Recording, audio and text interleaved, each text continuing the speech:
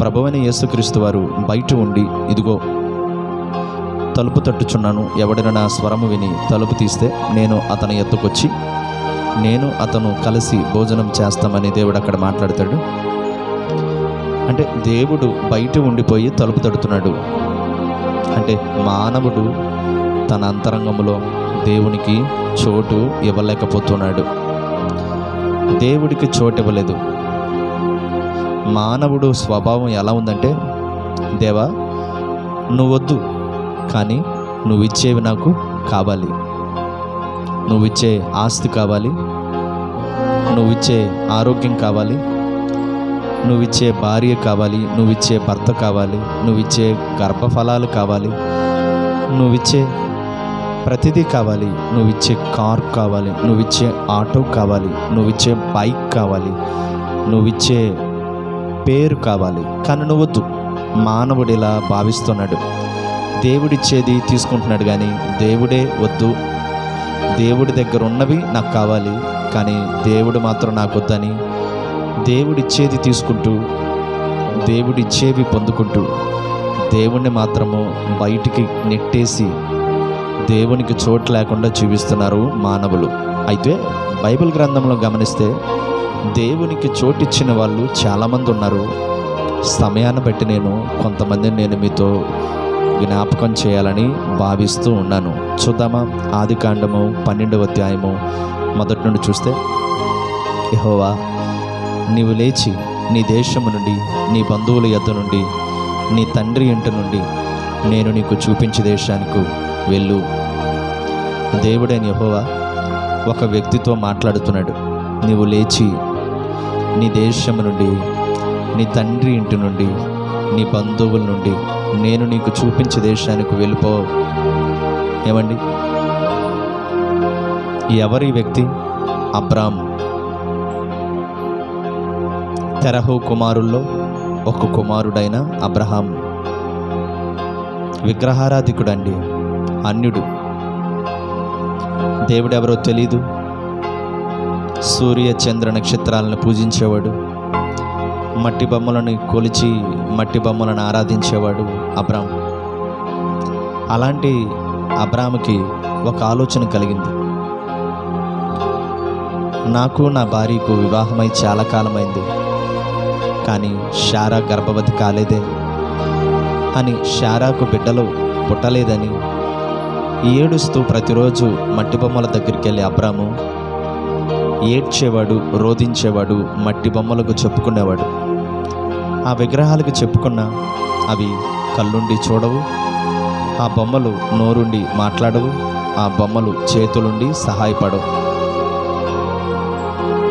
అనుకుంటున్నాడు, ఇవి మాట్లాడవే, రోజు ఈ బొమ్మలను పూజిస్తానని ఇవి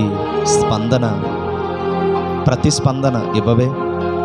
అసలు దేవుడనేవాడు ఉంటే మాట్లాడతాడు కదా, దేవుడనేవాడు ఉంటే అసలు నా మొర వింటాడు కదా, దేవుడనేవాడు ఉంటే అసలు ఎక్కడున్నాడు? అసలు దేవుడు ఉంటే ఎలా ఉంటాడు? అసలు హూ ఇస్ గాడ్? అసలు దేవుడెవరు? దేవుడెవరు? దేవుడెవరు అని ఒక ప్రశ్న అనేది తన అంతరంగంలో ప్రారంభమైంది. వెతుకుతున్నాడు దేవుడెవరా అని. ఈ మట్టి బొమ్మలే నిజమైన దేవుడైతే అవి నాకు జవాబు ఇవ్వాలి కదా, అవి నన్ను చూస్తున్నాయి కానీ ప్రతిస్పందన ఇవ్వట్లేదే, నిజమైన దేవుడెవరా అని వెతుకుతున్న సమయంలో అతని వెతుకులాటను గమనించిన దేవుడు, ప్రైజ్ ద లార్డ్. చూడండి, అతని అంతరంగాన్ని గమనించిన దేవుడు, అతని హృదయంలో మొదలవుతున్న ప్రశ్నను గమనించిన దేవుడు అతన్ని చూస్తున్నాడు. అబ్రాము నిజమైన దేవుడు ఎవరా అని వెతుకుతున్నాడు. అంటే నన్ను వెతుకుతున్నాడు. బైబిల్లో ఒక మాట ఉందిగా, వెతకండి నీకు దొరుకుతాను. తగిన సమయం అందే దేవుడిని వెతకండి.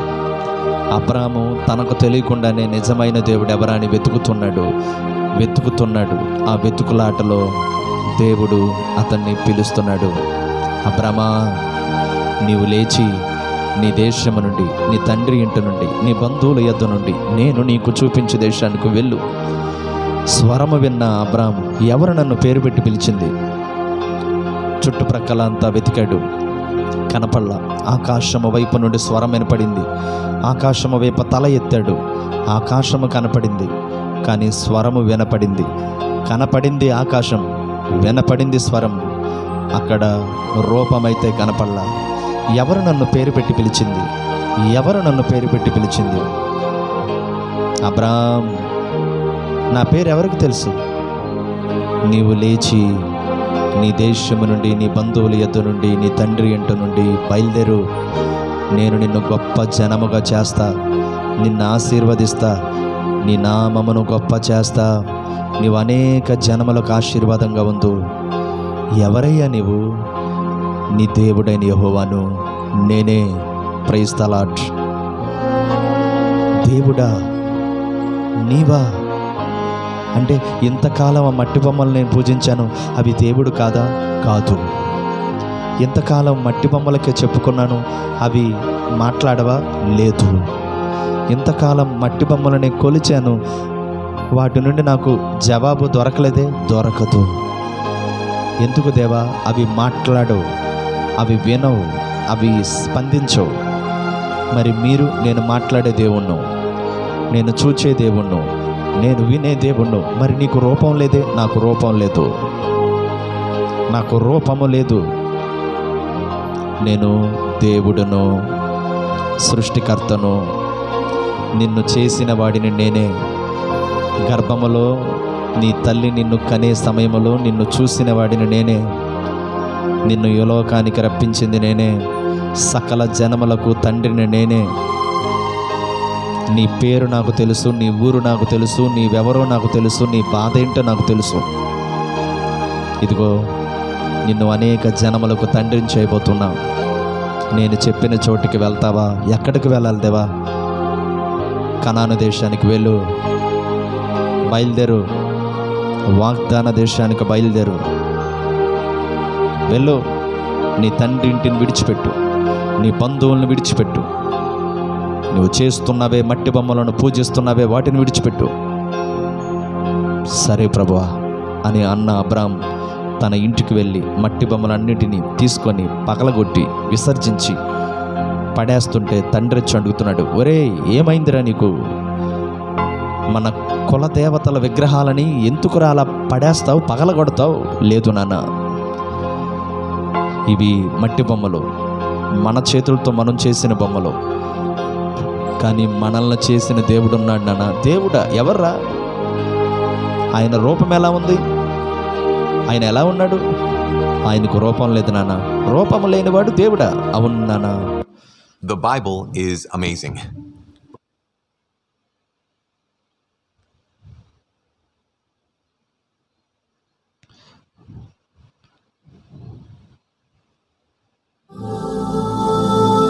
రూపం లేనివాడు దేవుడా? అవునానా? ఆయనకు రూపం లేకపోవచ్చు, ఆయనకు ఆకారం లేకపోవచ్చు, ఆయన ఒక విగ్రహం కాకపోవచ్చు, కానీ ఆయన దేవుడు నాన్న. ఎలా చెప్తున్నావురా? ఆయన నా మాట విన్నాడు, ఆయన నా మనసులో ఉన్నది చూశాడు, ఆయన నన్ను పేరు పెట్టి పిలిచాడు నాన్న. ఈ బొమ్మలు రోజు నన్ను పేరు పెట్టి పిలవలా, ఈ బొమ్మలు అసలు మాట్లాడలా, కానీ ఆయన మాట్లాడాడు. మాట్లాడిన ఆయనే నిజమైన దేవుడు. మనిషిని మనసులో ఉన్న అంతరంగములో ఉన్న బాధను గమనించిన వాడే దేవుడు. నేను ఆయన్ను నమ్ముతున్నాను. అందుకే విగ్రహాలు నాకు వద్దు, విగ్రహాలు నాకు అక్కర్లేదు, నేను వీటిని పగలగొట్టేస్తున్నాను. మరి ఎక్కడికి వెళ్తున్నావురా? వాగ్దాన దేశానికి వెళ్ళమన్నాడు. నేను అక్కడికి వెళ్ళిపోతా. మరి అందరిని వదిలేస్తావా? మీరు రాగలిగితారండి. మీరు వచ్చేటట్టయితే విగ్రహాలని నాతో పాటు విడిచిపెట్టరండి. నేనైతే విగ్రహాలను విడిచిపెట్టేస్తున్నా. నాకు వాటితో ఇక సంబంధం లేదు. నేను ఇక వాటిని పూజించను, నేను ఇక వాటిని సేవించను, నేను ఇక వాటి జోలికి వెళ్ళను. నా గమ్యం మారింది, నా మార్గం మారింది, నా దశ మారింది, నా దిశ మారింది, నా అలవాట్లు మారిపోతాయి. నా జీవితాన్ని నేను మార్చుకోబోతున్నాను. ఇదే నా నిర్ణయం. అబ్రాం ఎప్పుడైతే దేవునికి చోటిచ్చాడో విడిచిపెట్టవలసిన వాటిని విడిచిపెట్టాడండి. మార్గాన్ని విడిచిపెట్టాడు, గమ్యాన్ని రూపుదిద్దుకున్నాడు, విగ్రహాలను విడిచిపెట్టాడు. కులదేవతలని అన్నాడే నాన్న, వాటిని విడిచిపెట్టాడు. ఒక వ్యక్తి దేవునికి చోటు ఇవ్వాలంటే విడిచిపెట్టవలసిన వాటిని విడిచిపెట్టాలి. ఈరోజు నా ప్రియ దేవుని జనాంగమా, చాలామంది దేవుని మందిరాలకు వస్తున్నారు,